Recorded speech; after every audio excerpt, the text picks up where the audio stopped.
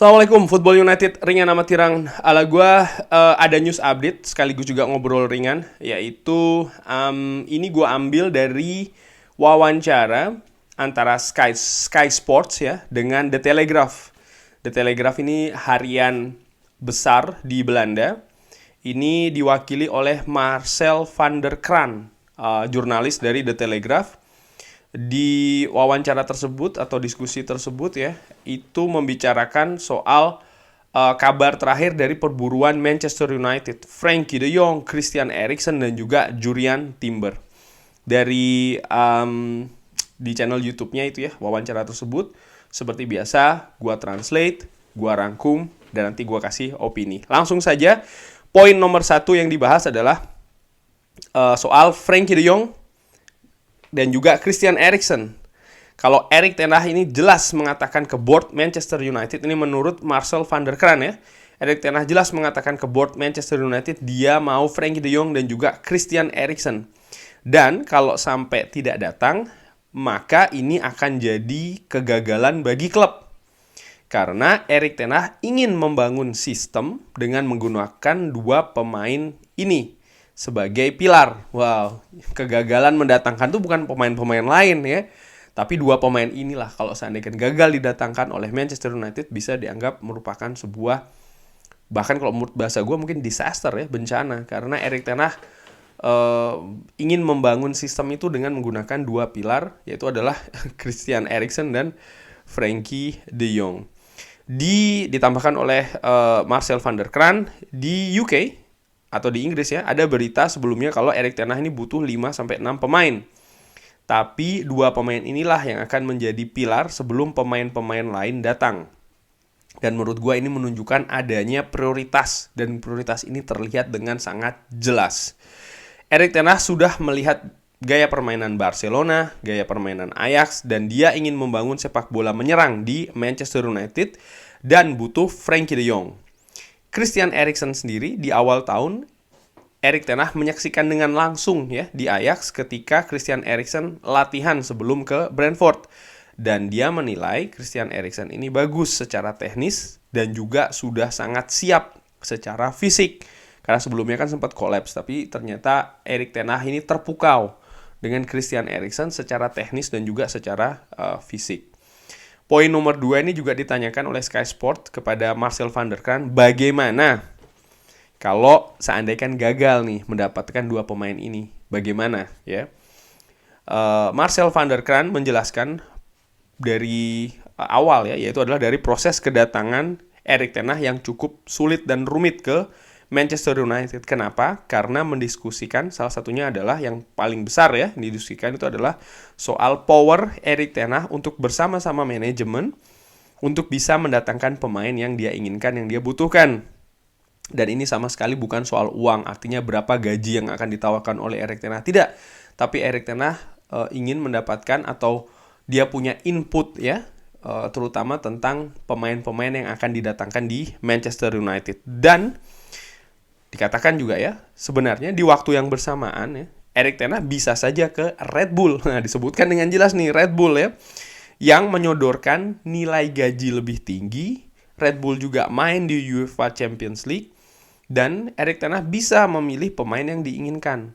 Tapi akhirnya Erik ten Hag ini lebih memilih Manchester United karena ada tawaran atau ada poin yang disampaikan bahwa Erik ten Hag akan memiliki power itu tadi ya, bersama dengan manajemen untuk menentukan siapa pemain yang akan didatangkan di klub untuk bisa membantu dia membangun projectnya di Manchester United. Sehingga kalau gue tambahkan opini gue, kalau seandainya memang Manchester United gagal mendatangkan dua pemain ini, Erik ten Hag akan mempertanyakan komitmen pastinya dari klub, utamanya dari manajemen klub yang di awal ketika Erik ten Hag datang ini dikatakan akan di backup, akan didukung, akan disupport. Nama sudah diserahkan, ya. Sekarang tinggal bagaimana klub ini mengeksekusi dua pemain itu tadi ya. Lalu ditanyakan, kalau seandainya Frenkie de Jong datang ya, Frenkie de Jong ini bisa apa? Dikatakan oleh Marcel van der Kraan. Marcel van der Kraan bilang kalau bisa kasih banyak ini Frenkie de Jong ya. Marcel van der Kraan mengatakan kalau Frenkie de Jong bisa kasih banyak. Dia bisa bermain di banyak posisi. Bahkan Marcel ini melihat kalau Frenkie de Jong ini mirip seperti Johan Cruyff, tapi dengan gaya yang berbeda. Di Barcelona, dia berbeda karena artinya berbeda adalah dia tidak bisa tampil maksimal ya. Frenkie de Jong ini kenapa? Karena ada pemain lain yang bermain di posisi terbaik dari Frenkie de Jong. Siapa pemain itu? Menurut Marcel van der Kraan adalah Sergio Busquets. Oleh karena itu, menurut Marcel van der Kraan lagi ya, Frenkie de Jong ini tidak bisa bermain secara maksimal di Barcelona. Dan inilah yang dijanjikan oleh Erik ten Hag. Di Manchester United, Frenkie de Jong bisa bermain di posisi dan akan diberikan peran terbaik di mana dia bisa bermain dengan kapasitas tertingginya. Menurut gue ini sangat masuk akal karena Erik ten Hag tahu Frenkie de Jong karena mereka pernah bekerja sama di Ajax tentunya ya. Soal update, Barcelona diberitakan ini kan ada masalah finansial. Frenkie de Jong di sisi lain mengatakan happy dan ingin stay. Tapi di sisi lain agen dari Frenkie de Jong ini juga sangat sunyi ya, tidak memberikan pernyataan sama sekali agen dari Frenkie de Jong ini. Oleh karena itulah soal update pergerakan bursa transfer ya terkait dengan Frenkie de Jong ini, menurut Marcel van der Kraan ini adalah soal political. Political bagaimana? Frenkie de Jong dinilai tidak mungkin tidak berkata happy dan ingin stay di Barcelona. Tidak mungkin dia tidak mengatakan hal tersebut. Kenapa? Ini cukup menarik ya. Karena kalau dia tidak mengatakan hal tersebut, maka harganya akan turun. Nah, ini juga ada kepentingan Barcelona ya. Dengan sang pemain mengatakan demikian, maka Barcelona bisa dengan lebih leluasa untuk mematok harga tinggi nih untuk seorang Frenkie de Jong. Gua pikir masuk akal sih. Kalau Frenkie de Jong mengatakan sebaliknya, maka pihak Manchester United yang akan lebih diuntungkan. Barcelona yang butuh suntikan dana lebih banyak, posisinya akan jadi lebih lemah. Kurang lebih demikian, dan menurut gue sih ini juga cukup menarik ya. Ya ini juga pendapat dari Marcel van der Kraan ini juga cukup menarik. Tapi Marcel van der Kraan juga menambahkan ya, melihat kalimat 2 minggu yang lalu dari pihak El Barça, untuk alasan ekonomis, kurang lebih kalimatnya adalah untuk alasan ekonomis lebih baik Frenkie de Jong ini dijual walau dia pemain bagus. Nah, kurang lebih demikian. Oleh karena itulah Marcel ini berpendapat atau memberikan perkiraan ketika klub sudah berkata demikian, maka arus nampaknya akan menuju ke Manchester United. Jadi menurut gua masuk akal juga. Dan dengan apa yang terjadi, kalau ini gue berikan opini ya, dengan apa yang terjadi dengan update terakhir dari Fabrizio Romano, lalu apa yang dikatakan oleh Richard Arnold di video gue sebelumnya juga, maka sekarang ini gue sangat positif ya. Bahkan gue perkirakan mungkin, mudah-mudahan, gue yakin juga teman-teman banyak berharap yang sama ya. Tentu saja ya semua juga memberikan prediksi kan, media dan lain-lain. Kalau gue secara pribadi sih, gue sekarang berpendapat atau memperkirakan pendapat seorang Frenkie de Jong ini mungkin akan lebih besar peluangnya saat ini untuk bisa datang ke Manchester United. Semoga ya. Lalu poin selanjutnya adalah ditanyakan soal tentang Christian Eriksen. Apakah akan jadi pemain yang tepat bagi Erik ten Hag? Dikatakan oleh Marcel, Christian Eriksen ini tahu gaya sepak bola Erik ten Hag. Kenapa? Karena dia tahu gaya sepak bola Ajax. Jadi ya memang sih Ajax ini kan gaya permainannya kurang lebih pakem. Ya memang ada perubahan tentu saja, beda pelatih ya kan. Tapi secara klub, secara sistem ini kan sudah terbangun bahkan dari bawah, dari akademi, dan Christian Eriksen pernah terlibat di dalamnya. Jadi kurang lebih tahu nih gaya apa yang akan dimainkan oleh Erik ten Hag. Jadi kombinasi antara Christian Eriksen dan Frenkie de Jong adalah perfect atau sempurna. Frenkie de Jong akan membangun dari belakang dan Christian Eriksen akan berada di tengah. Di sisi lain, Erik ten Hag juga sangat impress dengan Christian Eriksen di Brentford. Ya, gue udah sering singgung kan, Christian Eriksen mampu mengangkat Brentford. Penampilannya di Brentford juga cukup excellent, bisa beradaptasi dengan cukup cepat bahkan ya. Dan ini merupakan salah satu bukti kalau Christian Eriksen ini memang salah satu pemain top. Dan kalau seandainya memang datang bersamaan dengan Frenkie de Jong, menurut gue akan sangat bagus juga bagi kualitas utamanya lini tengah dari Manchester United yang secara ringan amatiran gue nilai kalau dilihat dari depan, tengah, belakang ya, lini tengah inilah yang merupakan lini yang memang cukup urgent untuk diperbaiki. Soal masalah sistem atau gaya permainan apa yang akan dimainkan nanti, menurut gue Erik ten Hag yang akan lebih tahu, dan gue juga sangat penasaran untuk bisa mengikuti. Tapi tugas yang pertama adalah mendatangkan dua pemain ini ya, dan ini ada di tangan John Murtough beserta dengan Richard Arnold ya, sebagai ya orang yang pastinya akan memberi keputusan akhir, atau bahkan keluarga Glazer sebagai pemilik dari Manchester United. Cukup menarik bagaimana Ajax ini merupakan faktor penghubung antara Christian Eriksen dan juga Erik ten Hag. Bahkan pemain-pemain lain pun juga banyak yang dihubungkan dengan Erik ten Hag ini kan, terkait juga dengan Ajax. Tapi kalau gue melihat sangat wajar Erik ten Hag baru pertama kali keluar, maksudnya berada atau melatih di Inggris. Apa yang dibangun di Ajax ini cukup sukses, dan menurut gue sangat dalam tanda kutip wajar kalau dia mengambil beberapa pilar pemain-pemain yang pernah bermain di Ajax atau tahu bagaimana gaya permainan Ajax seperti Christian Eriksen ini untuk berada di Manchester United ya. Kita lihat saja bagaimana kelanjutannya, karena Christian Eriksen ini yang dikabarkan juga kan selain Manchester United, Brentford berminat, Tottenham Hotspur pun juga berminat untuk mendatangkan pemain ini ya, pemain internasional Denmark. Langsung aja ke poin selanjutnya, yaitu adalah soal tidak kalah menariknya nih, Jurriën Timber. Dikatakan oleh Marcel van der Kraan kalau dealnya sudah selesai dan tidak berlanjut ya. Jadi maksudnya selesai itu bukan pindah enggak, tapi sudah selesai dan tidak akan berlanjut ya. Diberitakan agen dari Jurriën Timber ini sebenarnya sudah ke London, ke kantor Manchester United di London. Uang tidak jadi masalah ya.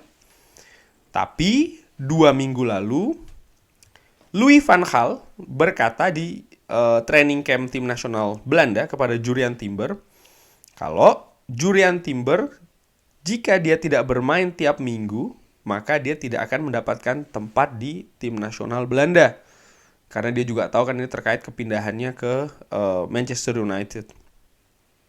Marcel van der Kraan mengatakan di posisi back tengah di Manchester United ini sudah ada Harry Maguire, sudah ada Rafael Varane, sudah ada Victor Lindelof. Maka dengan melihat usia dari Jurriën Timber yang masih sangat muda, tentu saja ini akan sulit bagi Jurriën Timber untuk bisa bermain ya week in week out. Artinya tiap minggu dia bisa bermain, ini cukup sulit karena tidak ada jaminan juga. Maka dikatakan Jurriën Timber ini berkata ke Erik ten Hag, "Bos, sorry, gua nggak bisa ikut." Karena dia melihat posisi di timnas ini lebih penting. Nah, di sini gue tahu pasti teman-teman punya banyak pendapat soal masalah, wah Louis van Gaal ini menggagalkan dan lain-lain. Oke, opini gue bagaimana? Langsung aja gue beri ya. Louis van Gaal ada pengaruh di keputusan ini, keputusannya Jurriën Timber? Tentu saja ada, jelas itu ya. Apakah gara-gara masih sakit hati dengan Manchester United? Menurut gue terlalu spekulatif. Louis van Gaal seorang yang berpengalaman, seorang yang besar, kejadian itu juga sudah terlalu lama ya terjadi, dan menurut gue ya sekali lagi itu masih terlalu spekulatif ya, karena tidak ada faktanya ya kan. Apakah Louis van Gaal salah memberikan pertimbangan tersebut kepada seorang Jurriën Timber? Ya opini gue nilai nggak salah dong. Kenapa? Karena sebagai pelatih timnas dia pasti ingin mendapatkan pemain terbaik ya yang akan diambil untuk memperkuat timnas, dan salah satu faktor adalah frekuensi bermain, di samping juga kualitas permainan dari pemain yang bersangkutan. Bagi pemain yang usianya masih sangat muda, waktu bermain tentu saja sangat penting untuk development atau perkembangan. Kontribusi juga sangat penting, itulah kenapa Steven Bergwijn contohnya tetap dipanggil ke timnas, walaupun tidak sering-sering banget bermain di Tottenham Hotspur. Tapi karena kontribusinya yang ketika dimainkan itu cukup tinggi, maka dia dipanggil ke tim nasional tetap ya. Sebaliknya, situasi di Manchester United ini masih tidak jelas. Kalau Jurriën Timber datang sebagai bek kanan, gue yakin kesempatan bermainnya akan cukup tinggi. Walaupun tentu saja dia harus beradaptasi dengan kompetisi yang baru, dengan klub, dia harus bersaing dengan Diogo Dalot, katakanlah demikian, atau bahkan mungkin dengan seorang Brandon Williams. Tapi kalau dia ditempatkan di back tengah, tentu saja ini buram masa depannya karena pemain-pemain lain pun juga ada di back tengah dan kita hanya bermain dengan 2 pemain back tengah. Oleh karena itu kalau saja Piala Dunia musim panas ini atau berlangsung di musim panas ini ya seperti biasanya, gua yakin Jurriën Timber sudah ada di Manchester United. Tapi gua berharap ya mudah-mudahan Jurriën Timber tetap akan datang ke Manchester United, entah itu di bulan Januari, ya kan karena ada bursa transfer musim dingin, atau bahkan musim panas tahun depan, ya Jurriën Timber bisa datang ke Manchester United karena gue melihat dia ini back bagus, back sangat potensial untuk bisa jadi pemain yang cukup bagus dan sekali lagi untuk bisa menjadi pemain yang seperti itu maka dia butuh menit bermain yang cukup banyak supaya bisa lebih berkembang lagi. Di sisi lain gue juga melihat keputusan Jurriën Timber ini sebagai seorang pemain ya, Jurriën Timber ini dengan amatiran gue keputusan yang bagus karena tentu saja dia mengamankan dia ingin mengamankan posisi dia di tim nasional Belanda dan ini tentu saja akan menambah value dia paling tidak di Ajax sehingga gue sangat yakin musim depan dia akan tetap menjadi pilar utama di Ajax dan ini cukup bagus bagi seorang Jurriën Timber. Artinya apa? Dia akan punya menit bermain yang akan lebih banyak lagi di Ajax dan juga di tim nasional Belanda. Dan kalau memang itu yang terjadi, maka secara kemampuan individu gue yakin juga akan semakin berkembang. Mudah-mudahan tidak ada cedera ya yang mengganggu perjalanan karir dia dan hal-hal lain di luar sepak bola, di luar lapangan. Mudah-mudahan demikian sehingga sekali lagi gue ulangi, gue berharap Manchester United tetap memonitor, Erik ten Hag tetap memonitor sehingga di bulan Januari nanti atau bahkan musim depan ya, musim panas tahun depan Jurriën Timber bisa didatangkan di Old Trafford. Itu kurang lebih opini gue demikian. Nah, pertanyaan akhir atau poin akhir ditanyakan oleh Sky Sports. Kira-kira Marcel bakalan ada yang datang nggak sih di Manchester United? Marcel van der Kant mengatakan Erik ten Hag akan fokus di 2 pemain ini, yaitu adalah Frenkie de Jong dan juga Christian Eriksen. Erik ten Hag tahu seniornya Louis van Gaal ini gagal di Manchester United. Kenapa? Karena tidak mendapatkan support yang diinginkan, tidak mendapatkan pemain yang dibutuhkan. Dan Erik ten Hag belajar dari hal ini. Marcel van der Kant juga memberikan contoh ya. Kalau Erik ten Hag ini tahu Harry Maguire ini pemain bagus sebagai pemain belakang. Kalau atau jika ada pemain lain yang bisa mengambil bola dari Harry Maguire. Artinya build up serangan itu tidak dimulai dari seorang Harry Maguire. Oleh karena itulah ya Erik ten Hag ini butuh seorang Frenkie de Jong dan juga Christian Eriksen untuk bisa menjadi double playmaker untuk melakukan build up serangan. Jadi beban itu tidak berada di Harry Maguire sehingga Harry Maguire ini bisa lebih konsentrasi di lini belakang. Ditambahkan juga oleh Marcel van der Kant ya, kalau Erik ten Hag ini ingin Manchester United ini bisa bermain lebih ke depan, lebih ofensif lagi seperti yang dia lihat di Bayern München ketika Pep Guardiola menjadi pelatihnya, kurang lebih demikian. Jadi kesimpulannya, apakah bakalan ada yang datang? Manchester United akan sangat berupaya dengan keras bahkan untuk bisa mendatangkan 2 pemain ini dulu, Frenkie de Jong dan juga Christian Eriksen. Dan gue melihat sih dengan budget yang ada dari Manchester United ya mungkin 2 pemain akan datang ya setelah Frenkie de Jong. Kalau seandainya memang Frenkie de Jong datang atau mungkin pemain lain ya sebagai backup, ya mudah-mudahan Frenkie de Jong sih yang datang ya. Dan mungkin 1 atau maksimal 2 pemain lagi yang akan datang ke Old Trafford. Itu perkiraan gue sih. Karena sekali lagi salah satu hal yang menjadi pembeda jeda musim transfer ini juga bagaimana perubahan itu dilakukan. Di zamannya Louis van Gaal, musim pertamanya Louis van Gaal, musim pertamanya Jose Mourinho, di musim pertama mereka itu perubahan yang terjadi itu sangat banyak ya. Cukup drastis pemain yang datang dan juga pemain yang cabut. Nah gue harapkan musim ini tidak. Tapi betul-betul bisa secara bertahap demi bertahap supaya tidak terlalu drastis ya apa yang terjadi, perubahan yang terjadi di klub dan juga di tim utamanya. Karena gue melihat ya pada saat itu terlalu drastis dan tidak bagus. Kita sih gue pada saat itu seneng-seneng saja karena gue belum tahu banyak ya gue seneng-seneng saja. Wah seperti permainan game kan, Championship Manager, Football Manager, wah pemain banyak yang cabut, pemain banyak yang datang, pemain bintang pula, mahal-mahal ya kan. Jumlah yang banyak, ternyata yang terjadi di atas lapangan tidak se excited atau segemerlap ketika proses bursa transfer itu terjadi. Dan gue yakin juga Erik ten Hag akan melakukannya dengan bertahap seperti yang dilakukan juga di Ajax. Gue menilai sih, atau ya gue beropini kurang lebih demikian. Oke, itu tadi perbincangan Sky Sport dengan jurnalis The Telegraph Marcel van der Kan. Ini gue artikan, gue rangkum dan gue kasih opini. Bagaimana tanggapan teman-teman? Drop di kolom komen. Terima kasih sudah menyaksikan. Sehat-sehat terus di hari Senin ini. Yang bekerja tetap semangat ya. Yang menjalankan ibadah puasa, selamat menunaikan ibadah puasa. Lancar-lancar terus hari ini. Jangan lupa like, sholat, dan juga subscribe. Wassalamualaikum warahmatullahi wabarakatuh.